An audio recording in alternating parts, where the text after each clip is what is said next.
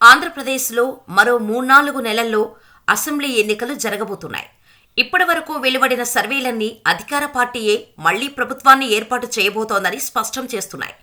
Times now, ETC సంస్థలు ఈ మధ్య జరిపిన సర్వేలో కూడా ఇదే విషయం వెల్లడైంది. ఇంతవరకు ఏ పార్టీకి లేనంత విశ్వాసంతో జగన్ ప్రభుత్వం ఎన్నికలకు సిద్ధమవుతోంది. జగన్ కూడా గెలుపు అనే మాట పక్కన పెట్టి వైనాట్ 175 అనే నినాదంతో ముందుకు వెళ్తున్నారు.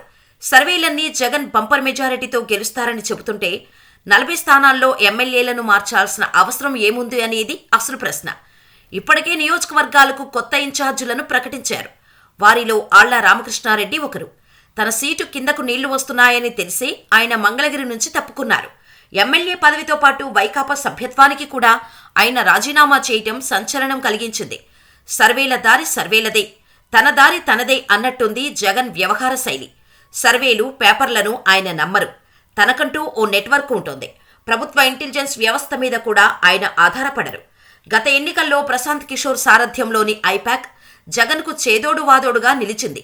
2019లో వైకాపా ఎన్ని నియోజకవర్గాల్లో గెలవబోతోందో ఖచ్చితమైన సమాచారం జగన్ దగ్గర ఉంది. ఇప్పుడు ప్రశాంత్ కిషోర్ జగన్ టీంలో లేరు. అయినా జగన్ భయపడటం లేదు. సర్వేలన్నీ ఫ్యాన్ గుర్తుదే అధికారమని చెబుతున్నాయి. అందుకని జగన్ ఓవర్ కాన్ఫిడెన్స్తో లేరు. తన వ్యూహం ప్రకారం ముందుకు వెళ్తున్నారు. ప్రజల్లో మంచి అభిప్రాయం లేని ప్రస్తుత ఎమ్మెల్యేలను మార్చేస్తున్నారు. ఆయా అభ్యర్థులకు ముందుగానే హింటిస్తున్నారు. సామాజిక వర్గం అనే స్ట్రాటజీతో ప్రత్యర్థులను గట్టిగా కొడుతున్నారు. మంగళగిరిలో బీసీ నినాదం ఇలాంటిదే. 175 స్థానాల్లోనూ గెలవటం సాధ్యం కాదని ఆయనకు తెలుసు. కానీ ప్రతిపక్షాలను మానసికంగా దెబ్బకొట్టాలనే లక్ష్యంతోనే ఆయన పావులు ముందుకు కదుపుతున్నారు. సర్వేల కంటే ఆయన సొంత బలం మీదే ఆధారపడుతున్నారు. అది ఎలాంటి ఫలితాలు ఇవ్వబోతుందో చూడాలి. ఇకపోతే ఎన్నికలు సమీపిస్తున్న తరుణంలో వైసీపీ అధినేత జగన్ సంచలన నిర్ణయాలు తీసుకుంటున్నారు. గెలుపే లక్ష్యంగా అభ్యర్థులను ఎడాపెడా మార్చేందుకు సిద్ధమయ్యారు. ఎవరైనా సరే, ఎంతటి వాయిస్ ఉన్నాళ్ళైనా సరే, ఎంతటి తోపుగాళ్లైనా సరే, గెలవటం తనకు ముఖ్యమని జగన్ తన చేతల ద్వారా స్పష్టం చేయనున్నారు. ఇప్పటికే 11 నియోజకవర్గాల్లో కొత్త ఇన్ఛార్జీలను నియమించారు. భవిష్యత్తులోనూ అనేక మందిని ట్రాన్స్ఫర్ చేయటానికి వైఎస్ జగన్ రెడీ అవుతున్నారు.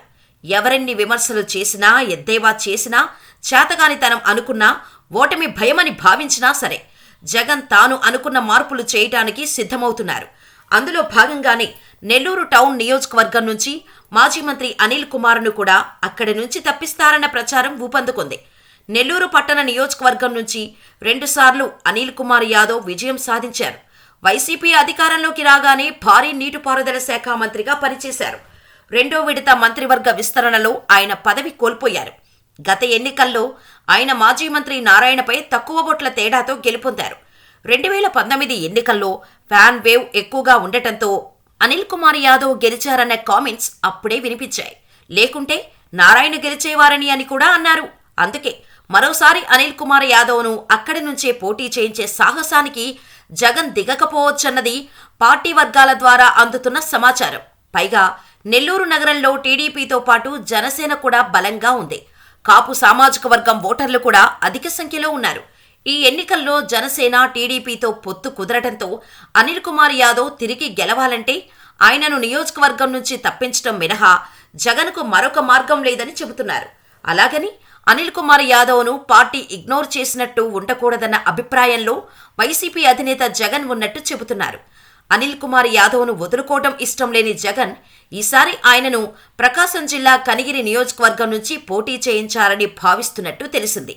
అక్కడ బుర్రా మధుసూదన్ యాదవ్ మీద వ్యతిరేకత ఉండటం, అక్కడ బలంగా యాదవ సామాజిక వర్గ ఓటర్లతో పాటు రెడ్లు కూడా అధికంగా ఉండటంతో అనిల్ను కనిగిరికి షిఫ్ట్ చేస్తారని ఖచ్చితమైన సమాచారం అందుతుంది. అయితే అనిల్ కుమార్ యాదవ్ అందుకు అంగీకరిస్తారా లేదా అన్నది చూడాల్సి ఉంది. గెలిచి అసెంబ్లీలోకి అడుగు పెట్టాలంటే అనిల్ కుమార్ యాదవ్కు నెల్లూరు నగర నియోజకవర్గం కన్నా కనిగిరి నియోజకవర్గం సేఫ్ ప్లేస్ అన్నది మాత్రం వాస్తవం. మరి అనిల్ విషయంలో ఎలాంటి నిర్ణయం తీసుకుంటారన్నది త్వరలోనే వెలువడనుంది. అప్పటి వరకు వెయిట్ చేయాల్సిందే.